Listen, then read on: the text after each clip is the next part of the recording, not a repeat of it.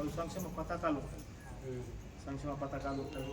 మళ్ళీ మీరు ఏంటంటే ప్రతి క్షణం రోడ్ల మీద వీళ్ళకు వాళ్ళకు ఇట్లా ఆడుకోవడం ఉండడం ఇటువంటి చాలామందికి ఇష్టం ఉండదు, ఇష్టంగా చేసుకోరు కదా. మాది మేము కూడా ఏమన్నా చేయాలనే ఒక పట్టుదల ఉంటుంది మీకు.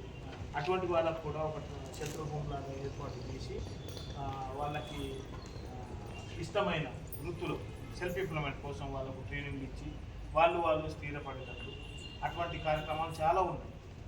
ఎందుకంటే మన ఆదివాసీ ప్రాంతం నుండి చాలామంది నిరక్షరాస్యులు కూడా ఉన్నారు. వాళ్ళకు దీని మీద కేంద్ర ప్రభుత్వం నుంచి ఏమొస్తున్నాయి, రాష్ట్ర ప్రభుత్వం నుంచి ఏమొస్తున్నాయి అనేది మీకు ఎవరికి తెలియదు. ఈవెన్ చాలా వరకు మీకు లాస్ట్ ఒక 2 సంవత్సరాల ముందు వరకు మీకు తెలియదు అనుకుంటా. ఈ ట్రాన్స్జెండర్ సర్టిఫికేట్ కూడా ఉంటుంది, తెలుసా? అందరికి ఉన్నాయా ట్రాన్స్జెండర్ సర్టిఫికేట్స్?